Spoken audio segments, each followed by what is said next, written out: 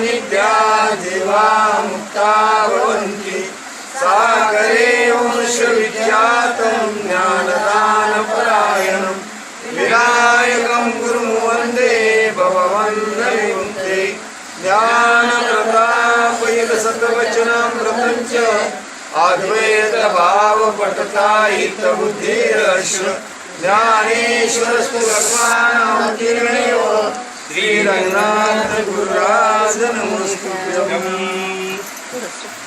उत्क्रान्तं स्थितं वापि उत्क्रान्तं स्थितं वापि भुञ्जानं वा गुणाविन्तं भुञ्जानं वा गुणान्तं विमूढानानुपश्यन्ति विमूढानां पश्यन्ति ज्ञानचक्षुषः पश्यन्ति ज्ञानचक्षुषा यतन्तो योगिनश्चैनं यतन्तो योगिनश्चैनं पश्यन्त्यात्मन्यवस्थितं पश्यन्त्यमनस्थितं यतन्तोऽप्याकृतात्मानो यतन्तो आत्मात्मनो नैनं पश्यन्त्यामचेतसः नैनं पश्यन्त्यादिचेतसा परिदेहाचे मुटके उभे आणि चेतनाचेत उपलभे तिये चळवळेची निलोभे आला म्हणती तैसेची तया संगती इंद्रिये आपुल्यार्थी वर्तती तया नाम सुभद्रापती भोगने दया। ज्ञानेश्वरी अध्याय 15 श्लोक 10 आणि 11 या 10व्या आणि 11व्या श्लोकामध्ये श्रीकृष्ण परमात्मा अर्जुनाला उपदेश करतात की उत्पन्न होतं कोण आणि कुणाची स्थिती असते ज्याला तुम्ही उत्पन्न होतं म्हणता, परंतु हे सगळे आरोप जीवावर लावून मोकळे होता।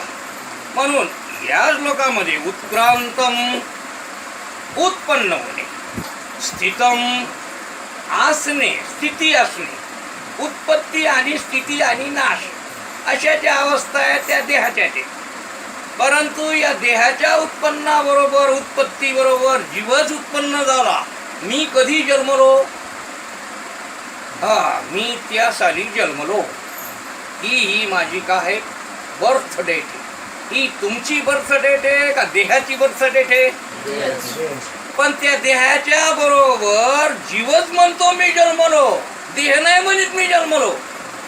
म्हणून महाराज म्हणतात उत्क्रांतम वा स्थितम, उत्पत्ती आणि स्थिती वापी भुंजानम वा गुणाविंतम, किंवा भोगलं करते आणि भोगतेपणा जो आहे हे सुख दुःख हे कोणी भोगले तर मीच भोगले। कळते श्लोकाचा अर्थ? उत्क्रामंतम म्हणजे असं कळलं का? उत्पन्न झाला। स्थितम आता स्थिती आहे आता मरेपर्यंत असणार आहे देह, परंतु देह उत्पन्न झाला जरी असला तर ह्याच्यात असलेला जो जीव आहे तो म्हणतो मी जन्मलो। कोण म्हणतो? जीव म्हणतो मी जन्मलो आणि मी आता आहे, मरेपर्यंत मी आहे आणि मेल्यानंतर मी नाही। त्यालाच म्हणतात उत्क्रामंतम वा स्थितम भुंजानम वा गुणाविंतम, भोगणारा मीच आहे आणि गुण जे आहेत सुख दुःख आणखीन काय काय असतील ते मोह आशा इच्छा आकांक्षा आणखीन बऱ्याच गोष्टी याच्यामध्ये, हे सगळे गुण या देहाचे आहेत, प्रकृतीचे आहेत। पण याच्यात असलेला जीव, तो जीव या सगळ्याला बांधून घेतो, ते मीच हे असा निश्चय करतो। म्हणून महाराज म्हणतात उत्क्रांतम वा स्थितम भुंजानम वा गुणाविंतम विमूढा। आणि हे कोण म्हणतं असं? तर जे विमूढ आहेत म्हणजे अज्ञानी आहेत, मूढ आहेत, मूर्ख आहेत, ज्ञानी नाहीत, अविचारी आहेत, विचार केलाच नाही, न विचार करणारे अज्ञानी मूढ, याला म्हणतात विमूढा। विमूढाचं हे म्हणणं आहे की तो मी जन्मतो, मी असतो, मीच भोगतो आणि मलाच हे सगळे गुण आहेत. सुख दुःख इच्छा आकांक्षा ह्या सगळ्या माझ्याच आहेत असं त्याच्यातला जीव म्हणतो. मग हे अज्ञानी आहे, कारण यांना खरं जीवाचं स्वरूप काय आहे तेच माहीत नाही. त्यांनी जीव कधी पाहिलाच नाही. यांना जीवाचं काय, जीव काय असतो याचं ज्ञानच नाही. विमूढा नानुपश्यन्ति, अज्ञानी लोक, मूर्ख लोक. विमूढा समजलं? विमूढा म्हणजे काय? अज्ञानी, मूर्ख, अविचारी. नानुपश्यन्ति, जाणीत नाही. कोणाला जाणीत नाही? पश्यन्ति म्हणजे पाहतात, जाणतात.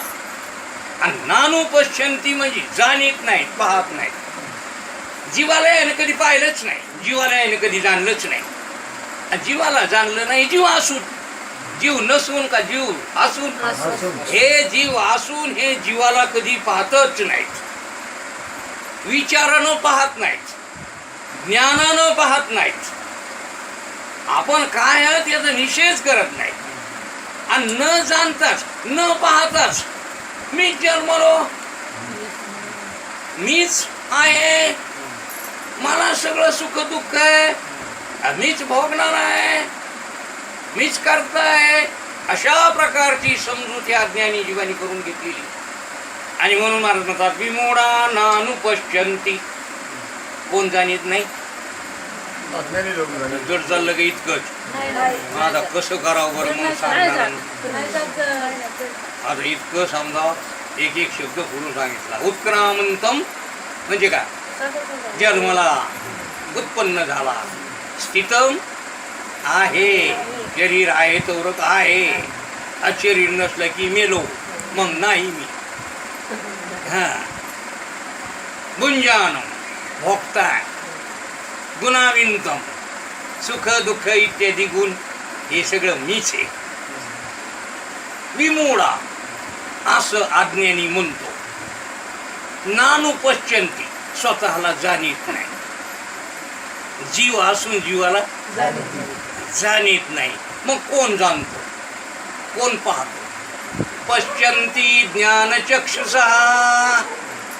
ज्याला ज्ञानाचे डोळे आहेत, जो ज्ञानी आहे, हे आंधळेत, डोळे असून आंधळेत. कसे? आणि मग पाहत कोण? तर ज्याला ज्ञानाचे डोळे, जो ज्ञान चक्षुनी पाहतो, जो ज्ञान रूपी डोळ्यांनी पाहतो, त्याला जीवाचं खरं स्वरूप समजतं. म्हणून महाराज म्हणतात पश्यन्ति ज्ञान चक्षुषः यतन्तो योगिनश्चैन. काही प्रयत्न करणारी माणसं आहेत. योगी जे असतात ते योगी कसे असतात? यतंतो म्हणजे यत्न करणारे, प्रयत्न करणारे, कष्ट घेऊन त्याला जाणण्याचे प्रयत्न करणारे. हे प्रयत्न करणारे संसारात तर बरेच आहेत, पण जीवाला पाहण्याचे प्रयत्न करणारे, आत्म्याला जाणण्याचे प्रयत्न करणारे असे कोणी योगी असतात. म्हणून इथे महाराज म्हणतात यतंतो योगिनश्चैन. योगी जे असतात ते त्याला पाहण्याचा प्रयत्न करणारे असतात. मग ते कसे पाहतात? पश्यन्त्या आत्मन्यावस्थितम. ते बुद्धीमध्ये आत्मरूपाने त्याला पाहतात. पश्यन्त्या पाहतात, जाणतात. कसं? आत्मन्या आत्मरूपाने, बुद्धीत, अंतकरणात. पश्यन्त्या आत्मन्या अवस्थितम. इथं स्थित असलेला, बुद्धीत स्थित असलेला आत्मा असं ते जीवाला पाहतात. कोण पाहतात? यतंतो योगिनश्चैन. योगी, प्रयत्न करणारे योगी बुद्धीत आत्मरूपाने त्याला पाहतात. आणि यतंतो अपि कृतात्मानो. पण प्रयत्न करणारे बी काही हे योगी काही प्रयत्न करणारे तुमच्या आमच्यासाठी, हे मात्र आपी म्हणजे परंतु आलं, किंतु परंतु येतं तो आपी प्रयत्न करणारे, पण कृतात्मानो पापी जे करू नये ते करणारे, स्वैराचारी, अशुद्ध अंतकरणाचे, ज्याचं अंतकरण शुद्ध नाही, संसारी, वासनेनं बरबटलेले, संसाराच्या इच्छाच असलेले, असे अपि कृतात्मानो नैनम पश्यन्त्या चेतसः, नैनम पश्यन्त्या, पश्यन्त्या म्हणजे पाहत नाही, नैनम नाही, पश्यन्त्या पाहत नाही. कोण पाहत नाही? प्रयत्न करणारे दोन, प्रयत्न करणारे योगी ते बुद्धीत आत्मरूपाने त्याला पाहतात, आणि प्रयत्न करणारे काही पापी मलिन अंतकरणाचे, शुद्ध अंतकरण केलंच नाही, संसार वासना आहे, पाप करतो, स्वैराचारी आहे, पामर विषयी आहे. पामर विषयी, स्वैराचारी, विषयाची इच्छा असणारा नैनम पश्चात, हाही यालाही पाहता येत नाही. नैनम पश्चंती चेतसः, चेतसः म्हणजे अविवेकी, म्हणजे अविवेकी आणि अशुद्ध अंतकरणाची जे लोक असं राहून प्रयत्न करतात, त्यांना जीवाला पाहता येत नाही. समजला का श्लोक? गीतेचा 15वा अध्याय आणि हा श्लोक नंबर 10 आणि 11. आता याच्यावर ज्ञानेश्वर महाराज व्याख्यान करतात की असं परी देहाचे मोठके उभे, हे देहाचं काय आहे? हे उभं आहे, उभं केलं, जन्मलं उभं राहिलं, आधी नव्हतं. मोहरीपासून लिंबा एवढं झालं, पपई एवढं झालं, बाहेर आलं, 5 किलोचं, 10 किलोचं, 15 किलोचं, 50 किलोचं झालं, उभं झालं. एखादं घर उभं करायचं तर मग वाशे जमा करा, हे करा, काय करा, ते समजा कोठं बांधायचं, तर मग त्याचं आता बेसमेंट पासून सुरुवात करून लागते, पाया खाण लागतो, भानगिरी करायला लागतं, वाटा भर लागते, आणि पुन्हा मग आले नाही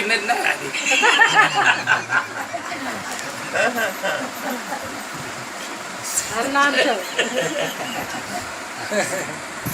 तसं देहाचे मोठके उभे, असं देहाचं मोठकं काय राहिलं? उभं राहिलं. आणि मग आणि ते चेतना तेथ उपलब्धे, आणि मग हे सगळं मटेरियल एकत्र आलं, इथं मन आलं, बुद्धी आली, सूक्ष्म देह आला, स्थूल देह आला, कारण देह आहेच पाहिला. कारण देहामुळे हे 2 देह कार्यरूपानं पुढे आले.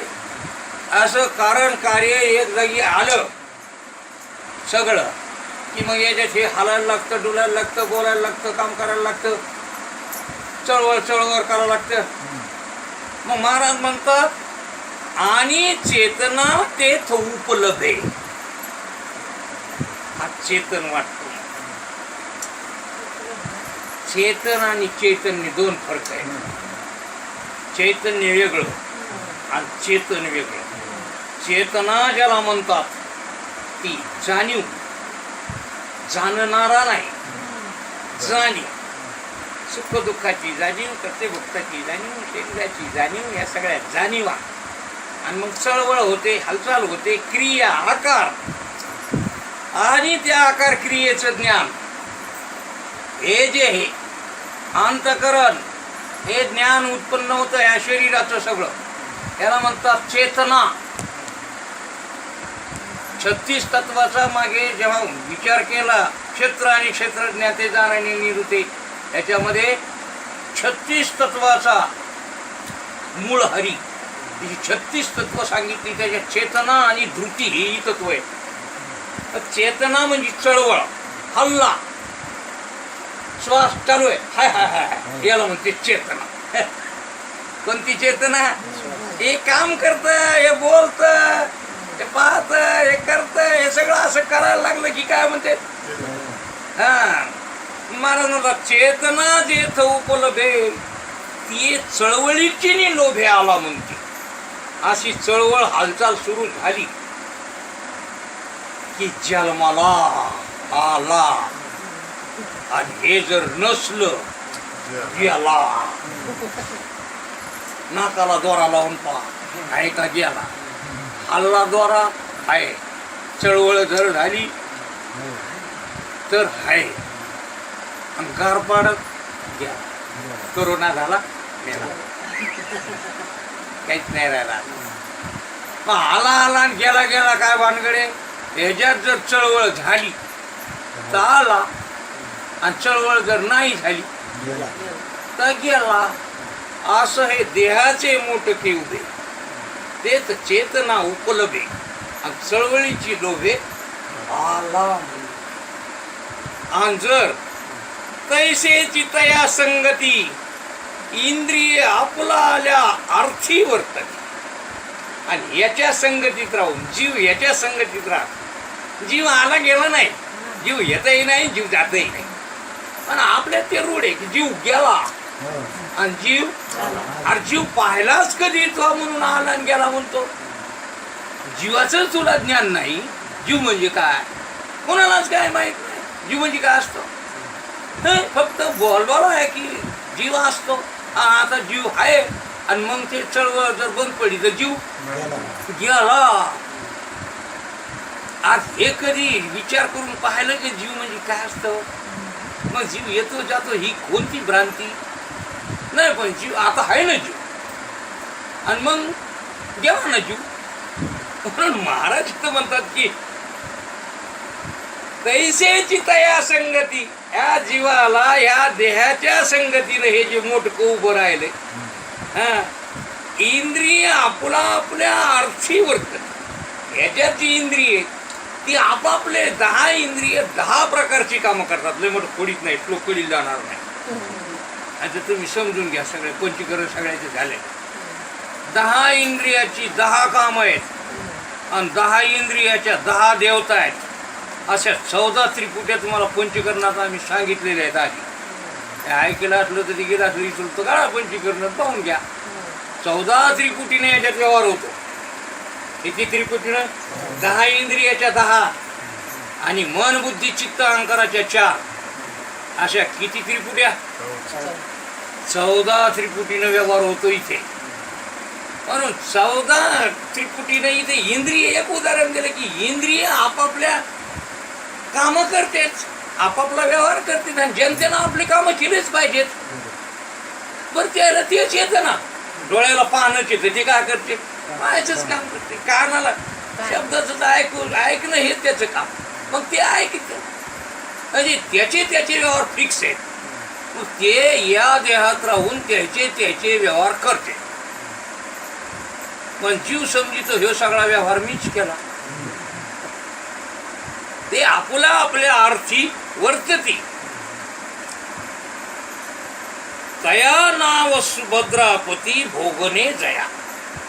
त्यालाच म्हणतो की मी आता काय झालो भोगणारा झालो. ह्याचे व्यवहार आणि ह्यो म्हणतो म्या भोगलो. मनाला होता सुख दुःख आणि ह्यो म्हणतो म्या सुख दुःख भोगलं. कसं झालं सुख दुःख भोगलं. म्हणून यायचे व्यवहार हे करतात. पण इथं भोगणे जया जीवाला ही सुख दुःख होतात असं महाराज सांगतात. कारण जीवाला ही सुख दुःख झाल्याचा भ्रम हे जीवाचं स्वरूपच नाही जाणलं. अज्ञानी माणसं अज्ञानी माणसं म्हणतात माझ्या जीवालाच झाले. जीवच माहित नाही ना. यायचे व्यवहार आपले समजून केलेला व्यवहार आहे. जीवाचा हा व्यवहारच नाही. जीव व्यवहारच करीत नाही. जीव अव्यवहार आहे. जीव आत्मा आहे. जीव देव आहे. जीव असंग आहे. जीव निराकार आहे. जीव निर्गुण आहे. जीव चेतन आहे. जीव आपण व्यवहार होईलच कसा. तादात्म्यानं याच्यात असल्यामुळे त्याला तसा भ्रम होतो. म्हणून इथे महाराज सांगतात इंद्रिय आपोपल्या अर्थीवर ती तया नाव सुवासने भोगणे जया. असा व्यवहार झाला तर याला बरं वाटतं. पाठी भोग क्षीणा पैसे आणि मग भोग संपले.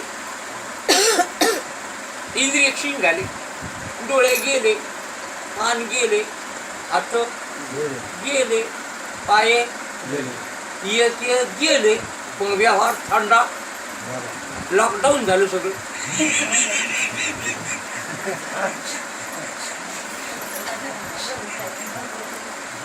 आता लॉकडाऊन झाल्यावर सगळ्यांनाच लॉकडाऊन केलं. डोळ्यानं लॉकडाऊन केलं, बंद म्हणले व्यवहार आपला. पाण्याचा व्यवहार जे होता त्यानं शटर ओढलं, दुकान बाच. आता उघडायचं नाही, काऊन झाले लॉकडाऊन केलं. कानानं लॉकडाऊन केलं, असं सगळ्यांनाच लॉकडाऊन केलं. त्या 14 जणांना लॉकडाऊन केलं. मनानं बी लॉकडाऊन केलं, बुद्धीनं लॉकडाऊन केलं, प्राणानं लॉकडाऊन केलं. मग आता शिल्लक काय राहील? महाराज तेच म्हणतात, एक भोग सगळे क्षीण झाले, नष्ट झाले, हळूहळू थंडावले आणि मग सगळे गायबच झाले, बंदच झाले. पाठी भोग क्षीण पैसे देह गेलिया तेन दिसे. मग देहच गेला, खर्चाला, खर्च झाला त्याचा सगळा, आयुष्य संपलं. मग आता व्यवहार दिसतात का? मनाचा व्यवहार दिसतो का? इंद्रियाचा व्यवहार दिसतो का? मग आता व्यवहार नाही तर आता काय म्हणावं याला? याला म्हणावं जीव. अहो व्यवहार बंद पडला, लॉकडाऊन झालं, मग आता जीव कुठे गेला ते सांग. आलं का नाही अडचणीत काम? अहो हे सगळं लॉकडाऊन झाल्यावर जीव कुठे जातो याचा कधी विचारच नाही केला नाही की. आणि मग कसं म्हणजे जीव गेला? आणि यायनं लॉकडाऊन केलं म्हणणं, मला घरात एकटाच राहिलो असं म्हणणं. यायनं दुकानं बंद केले, मग घरात काय म्हणते त्याला क्वारंटाईन झालं, होम क्वारंटाईन. होय घरात माझं एकट्याला राहणं कसं आहे? नाही तर मग दुसऱ्याला कोरोना होतो. मग त्याच्यामुळं हा एकटाच राहिला. हे एकटाच राहिला असं म्हणतो का गेला म्हणतो? गेला म्हणतो. मग हे अज्ञान नाही काय? पण महाराज तेच म्हणतात, पाठी भोग क्षीणा पैसे देह गेली ते न दिसे तेथ गेला गेला ऐसे बोभातीला. मग काय बोभाटा केला गावानं? ते गेले काहून? ते तिथले सगळ्यांनी लॉकडाऊन केलं हे नाही सांगितले. ते गेला गेला असं काय होतं? बोभाटा. वास्तविक काय होतं? आपल्या सगळ्याचे असं लॉकडाऊन होणार आहे, ध्यानात ठेवा. त्यावेळेस असं नाही म्हणायचं मी मरतो आता, नाही आता मी लॉकडाऊन करायला बरं, मला एकट्याला राहायचा, आता मी एकटाच राहणार. इंद्रिय गेले म्हणतात ना, इंद्रिय गेले. इंद्रिय गेले ते गेले, पण आपण राहिलो का गेलो? आपण राहिलो. इंद्रिय गेले, मन गेलं, बुद्धी गेली, शरीर गेलं, स्थूल गेलं, सूक्ष्म गेलं. कारण नष्ट केलं तर केलं, नाही तर तसंच राहिलं की पुन्हा ते उभं होते. कारण राहिलं तर पुन्हा आहे. म्हणून इथे महाराज सांगतात की गेला गेला ऐसा काय करती बोभा तिगा पै रुखू डोल तू देखावा. याला दृष्टांत दिला महाराजांनी की एखादं झाड हललेलं पाहावं. आता झाड हलत असतं का वारा हलीत असत? तरी वारावाज तू मानावा. झाड हल्लं तर वारा वाजायला, वाऱ्यामुळे वाटायला कसं? बर मग आता त्याच्याहून वारा आहे असं समजायचं का? म्हणजे झाड हल्लं तर वारा, नाही तर वारा गेला. झाड हल्लं तर वारा आहे का नाही ते कसं पाहायचं? झाड हल्लं तर, आणि झाड हल्लंच नाही, आणि झाडच नसलं तर मग झाडावून ठरवायचं वारा आहे का? पाहून झाडाकडे हल्लं का वारा आहे.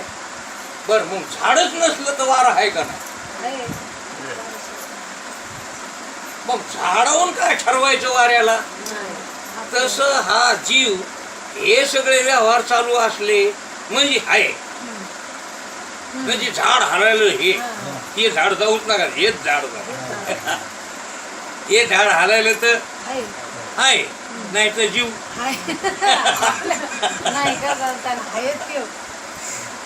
म्हणून महाराज म्हणतात, बाई रुकू डोल तू देखावा, तरी वारा वाज तू मानावा, आणि रुख नसे तेथ पांडवा नाही तो का? जिथं झाड नाही मग ते तिथं नाहीच म्हणा वारा. असं कसं काय वेळेपणा नाही का हा? जिथं झाड नाही मग वारा नाही असं म्हणावं काय? मग तसं या देह जर हे व्यवहार चालले तर जीव आहे म्हणावं, आणि हे व्यवहार सगळं लॉकडाऊन झालं तर मग जीव गेला म्हणावं का? मग हे वेळेपणा नाही का? आता हे वाऱ्याचं जसं तुम्हाला समजतं तसं जीवाचं समजतं का? समजतं म्हणलं तर मग चांगलं, आणि जर नाही म्हणलं तर मग उद्या म्हणतात मी बी जाणार हे ना, मी इथं येणारच. जरा बसा तुम्ही श्लोक कडीला लावतो तेव्हा येणारच ते काय होते तिथं. का आरिसा समोर दुसरा एक रस्ता दिला का, आरिसा समोर ठेवीजे आणि आपण पे तेथ देखीजे, तरी ते जवळचे झाले मानीचे काय आधी नाही. आपण आरसा आता धरा आणि त्याच्यात पहा, आणि मग मी हाय म्हणा, आणि आरसा बाजूला टाकला की मी नाही म्हणा. म्हणजे जेव्हा आरसा हातात आला त्याच्यात आपण दिसलो की मग हाय, आणि आरसा बाजूला ठेवून गेला. अरे मूर्खपणाच नाही काय. म्हणजे आरसा समोर असल्यावर आपण असतो, आणि आरसा समोर नसल्यावर आपण नसतो असं म्हणावं काय? मग तसं देह असल्यावर आपण असतो, आणि देह नसल्यावर आपण नसतो असं म्हणावं का? जसं तुम्हाला आरशाचं समजतो तसं देहाचंही समजलं पाहिजे की देह सुद्धा एक आरसा आहे. त्या अंधकरणामध्ये आपल्याला आपलं प्रतिबिंब दिसतं.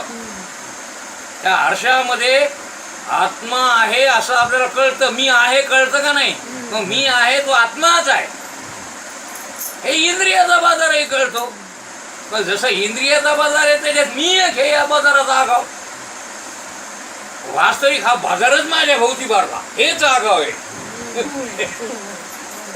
मी पाहिलाच आहे, हा बाजार माझ्याच भोवती भरतो, आणि रिकामा झाला तर माझ्याच ठिकाणी होतो. जसं आकाशाच्या ठिकाणी ढग येतात, आणि रिकामं झालं तरी आकाश असेल तसंच. जसं आत्मस्वरूपाच्या ठिकाणी जीवाच्या स्वरूपाच्या ठिकाणी हे शरीर येतात, शरीर जातात. जीव तशाला तसाच राहतो. जीव कुठेही जात नाही, जीव कुठेही येत नाही. हा करता झाला म्हणजे आला आला म्हणायचं, आणि हा करता पांगला म्हणजे गेला गेला म्हणायचं. अरे वा तुमचा बाजार भरला भरला बाजार मोडा. अरे बाजार जाग्यावरच असतो, ती जागा जाग्यावरच असते. जिथं भरतो ते तिथंच असतं, तिथंच भरतो मेळावा, तिथून पांगतो मेळावा. तसं जीवाच्या ठिकाणी शरीर येतात, इंद्रिय येतात, मनबुद्धी येते आणि पुन्हा जातात. पण जीव कुठे जात येत नाही जीवाच्या ठिकाणी. जसे जीर्ण वस्त्र सांडीचे नूतन ते वेडीचे, तसे देहांतराचे स्वीकारी जे चैतन्य नाते, जसे कपडे उतरावे घालावे द्या, तसं जीवाच्या ठिकाणी अनेक शरीर येतात, अनेक शरीर जातात. जीव कुठे जाता येतो? पण या लोकांमध्ये अशी प्रचलित बुद्धी झाली की जीव गेला, जीव आला हा निस्तार बोबाट आहे. जीव कोणाचाच जात नाही. ज्याला कळतं त्याचाही जात नाही, आणि ज्याला कळत नाही त्याचाही जात नाही. कसं होते? म्हणजे तुम्ही शिकले पण तुमचा जाणार नाही असं काय नाही, द्यायचा जाणार नाही, पण ते जातो येतो म्हणतात. ही त्याची समजूत बदलत नाही, आणि तुम्ही ऐकून जर समजूत बसली नाही तर त्यात पण तिथे जर ऐकून ज्ञानेश्वरी ऐकूनही तशीच राहिली समजूत. दुसरं सांगितलं प्रयत्न ते चालू आहे ना. आपण एवढे प्रयत्न करून एवढी ज्ञानेश्वरी ऐकूनही आपली समजूत जर तीच राहिली तर मग ते काय ना आपण प्रयत्न करून योग्य नाही ते. हो तसंच आहे. म्हणून महाराज इथे सांगतात, आणि आपण पेते देखील तरी काय देवाची झाले मानेचे काय आधी नाही का? परता केली आरसा बाजूला केला, लुपू झाला त्या आभासा, त्याच्यातला आभास गेला, मग तरी आपण पण नाही असा निश्चय करावा, मग आपणच नाही असा निश्चय करावा काय? शब्द तरी आकाशाचा, दुसरा दृष्टांत द्याला आणखी त्याच्यामध्ये. शब्द हा आकाशाचा गुण आहे, तुम्हाला पाहिजे. शब्द तरी आकाशाचा, परी कपाळी पिटे मेघाचा. पण आकाशात गडगड करायले, आकाशाची गडगड कोण करायले? मेघ. कोणाच्या कपाळावर हल्ले, मेघाचा. ढग गडगड करायले. आता गुण कोणाचा आहे? आकाशाचा. आकाशाचा. आणि माथी कोणाच्या मारला? ढगाचा. मग तसंच केलं ना तुम्ही. कोणाचं बाप्पन कोणाच्या माथ्यावर मारलं? देहाचं सगळं, आणि मारलं कोणाच्या? जीवाच्या माथी. असं उलटच केलंय ना.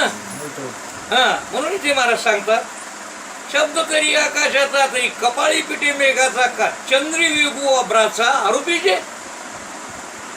कोणाचा आरोप कोणावर करा?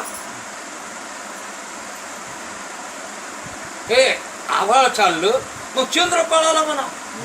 चंद्र पळायला दिसतो. पळतं कोण? ढग. मग ढग पळायले तर ढग पळायला दिसतात का चंद्र पळायला दिसतो? मग चंद्र स्थिरच असतो. ज्याला ढग पळालेले दिसते त्याला चंद्र स्थिर दिसते. ज्याला ढग स्थिर दिसते त्याला चंद्र पळाले. मग ज्याला ढग पळायला दिसते तो ज्ञानी, आणि ज्याला चंद्र पळालेला दिसतो तो अज्ञानी. ज्याला जीव पळालेला दिसतो या देहातून तिकडे तो अज्ञानी, आणि ज्याला जीव इतकं जे वाटतो तसा चंद्र तो ज्ञानी. म्हणून महाराजांनी हा दृष्टांत वापरला. त्याच्या पुढे आणखी तैसे होईजे जाईजे देह, हे ध्यानात ठेवा.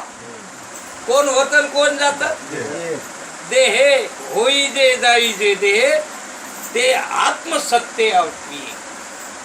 आणि आत्मसत्ता आहे, आत्मा जो आहे तो अक्रिय, अविकारी आहे, अविक्रिय. तो कसा आहे? त्याच्या ठिकाणी कोणताही जन्माचा, मरणाचा, आल्या गेल्याचा, करते भोगतेपणाचा, पाप पुण्याचा, सुख दुःखाचा विकार होऊ शकत नाही. सगळे विकार आहेत, लक्षात ठेवा. सुख तरी विकार आहे, दुःख तरी विकार आहे, पाप तरी विकार आहे, पुण्य तरी विकार आहे, देह तरी विकार आहे. देहाचे तर अनेक विकार आहे. मन विकारी आहे. याच्यातला अविकारी आहे काय? आपण स्वतः अविकारी आहोत, आणि अविकारी असल्यामुळं याचे विकाराचे भ्रम याच्यावर लादू नका. म्हणून ज्ञानेश्वर महाराज इथे सांगतात, होई जे जाईजे दे, ते आत्मसत्य अविक्रिय, आत्मा अविकारी असा प्रकारचा आहे. निष्ठंकिती का मोहे आंधळे ते. आणि आंधळे लोक त्याच्यावर आरोप करतात, त्याला कलंकित करतात, आत्म्यावर आरोप घालतात. हे सगळे आरोप कोणावर घालतात? ज्ञानाचं काम आहे आत्म्याचे आरोप देहावर घालायचे नाही, देहाचे आरोप आत्म्यावर घालायचे नाही. म्हणून महाराज इथं सांगतात की येथ आत्मा आत्मयाच्या ठाई. कसं? आणि देखीजे देहीचे धर्मू देही. कसं पाहायचं? कळतं का? इतकी नजर असावी परमात्मा. इतकी नजर आलं की काम झालं. देहाचे धर्म देहाच्याच ठिकाणी पाहायचे. देहाचे धर्म आत्म्यावर घालायचे नाही, आणि आत्म्याचे धर्म देहावर घालायचे नाही. आत्मा नित्य शुद्ध शुद्ध मुक्त निर्गुण निराकार अविकारी चैतन्य सत चित आनंद हे आत्मा. आणि देह असं जड दुःखरूप जन्मणारा मरणारा षडविकारी अनेक गुण असलेला सुखी दुःखी पापी पुण्यवान असा हा स्थूल सूक्ष्माचा संघात आहे. तिथे अनेक प्रकारचे विकार आहेत. विकारी देह अविकारी आत्मा, असं आत्मा आत्मयाची ठाई पाहायला पाहिजे. आणि ते आत्मा आपण आहोत असं बी नाही की तो ढिगलं टाकले ना आपण मोकळे झाले. तो जीव आत्मा आपण आहोत. कोण आहोत? आपण आपण देहासारखे नाही. देह विकारी आहे, देह जड आहे, देह जाणारा आहे, देह जन्मणारा मरणारा आहे. आपण कुठे येतही नाही जात नाही, अविकारी. असे म्हणून आत्मा आत्मा या ठिकाणी देखे असा पहा.